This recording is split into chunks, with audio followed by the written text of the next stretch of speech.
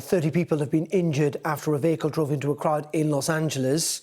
At least 7 people were critically injured in the incident in East Hollywood. The crash happened outside a nightclub on Santa Monica Boulevard in the early hours of this morning. Here's Sky's Emma Birchley with more details.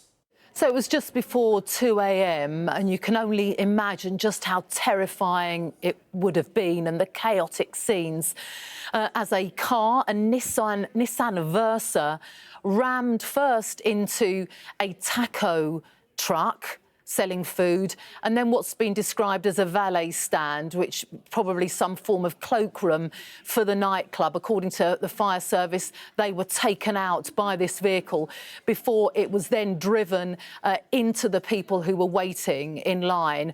The majority of them, we're told, were women. 124 firefighters were sent to the scene, 25 police officers who tried to deal with the aftermath of what had happened. This is what Captain Adam Van Gerpen from LA City Fire Department had to say. So a total of 30 patients. We quickly triaged them. We had tarps set up. We had an ambulance staging area. So for all of our resources coming in, we were able to triage based on their injuries and rapidly get them transported.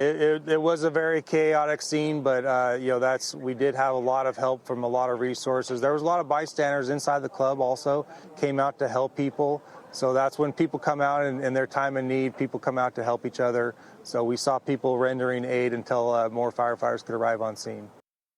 So 30 people injured in all, 7 critically injured, 6 seriously taken to local hospitals and trauma centres.